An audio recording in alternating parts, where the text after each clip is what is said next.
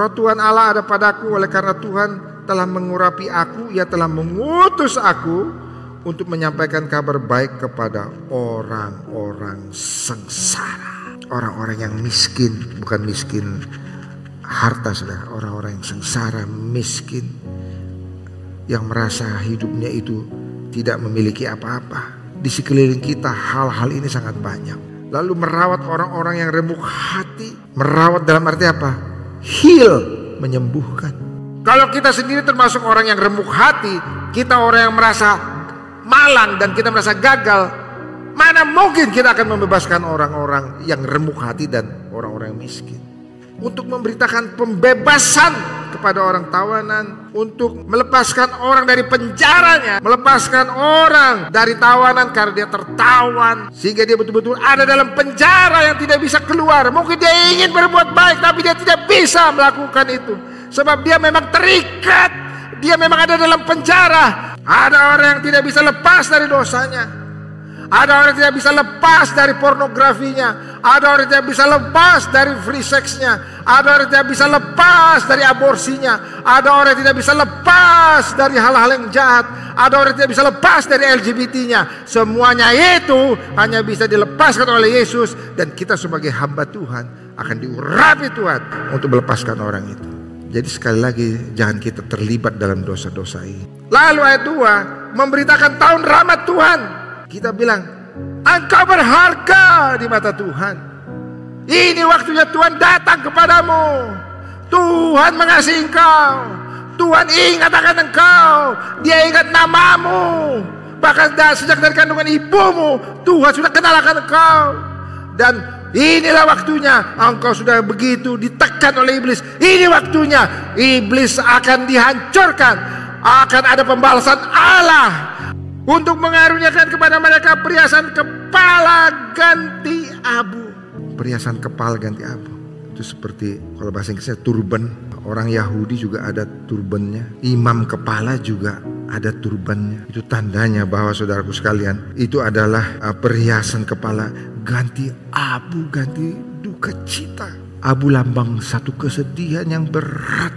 Banyak manusia ada dalam abu, dalam kesedihan yang berat. Tidak akan ada yang bisa membebaskan mereka kecuali Mesias itu yang datang kepada mereka. Minyak ganti kain kabung. The oil of joy, minyak sukacita.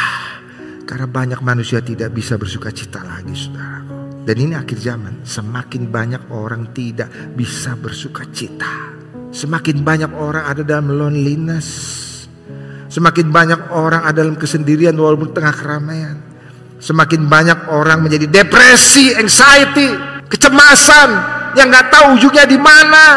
Karena memang akhir zaman itu akan terjadi. Tuhan sudah bilang juga, akhir zaman ini Roh Tuhan akan dicurahkan kepada semua orang. Tetapi kita harus ada dalam firman Tuhan bahwa pada hari ini Roh Allah sedang dicurahkan kepada semua manusia. Dan tidak akan bisa orang yang stres akan menolong orang yang stres. Tidak akan bisa orang yang gila menolong orang yang gila. Harus orang yang waras, yang diurapi oleh Tuhan. Di mana Roh Allah ada padaku, mengurapi aku untuk memberitakan kabar baik kepada orang-orang sengsara. Iblis bekerja, bahkan di gereja pun bekerja. Dia akan menekan anak-anak Tuhan untuk supaya merasa loneliness dan merasa gak ada artinya dan merasa aku gak diperhatikan. Baper.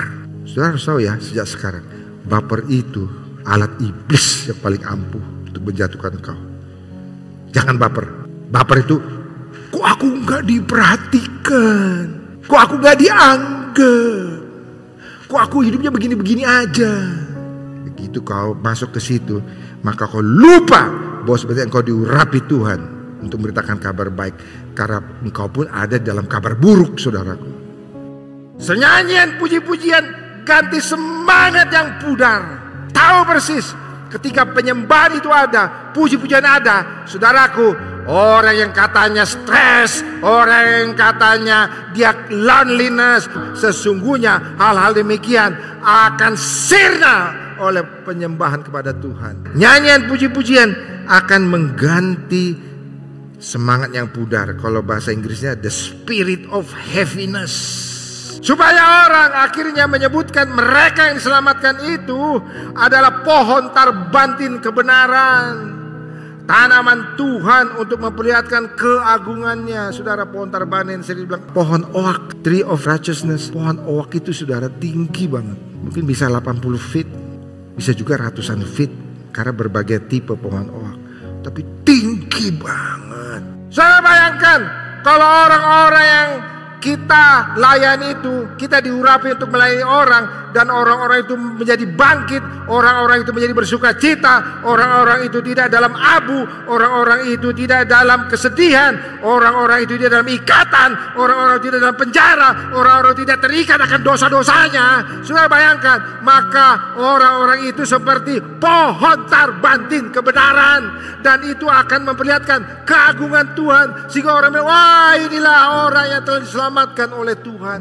Dan orang-orang itu, saudaraku, akan membangun reruntuhan yang sudah berabad-abad. Apa yang saudara lakukan? Engkau akan mengajari orang, sehingga akhirnya mereka akan membangun reruntuhan yang sudah berabad-abad. Kenapa runtuh berabad-abad? Gereja-gereja awal itu ada di sana, udah runtuh berabad-abad. Tapi engkau membangun orang di sana, sehingga orang di sana akan membangun bangsanya, sehingga mereka akan membangun reruntuhan yang sudah berabad-abad. Semuanya hanya bisa kalau kita memang punya iman bahwa memang ada sorga. There is heaven. Tanpa iman ini, saudara tidak akan bisa mengerjakan semuanya. Mari kita baca ayat 9. Keturunanmu akan terkenal di antara bangsa-bangsa, dan anak cucumu di tengah-tengah suku-suku bangsa, sehingga semua orang yang melihat mereka akan mengakui bahwa mereka adalah keturunan yang diberkati Tuhan. Saya mau bilang, kalau soal diberkati jangan saudara pikir, oh kaya sekali. Saya bukan soal kaya, saudara. Tapi baik kaya atau miskin, aku diberkati Tuhan, dan anak cucuku diberkati Tuhan sampai ke surga. That's faith. Itulah iman.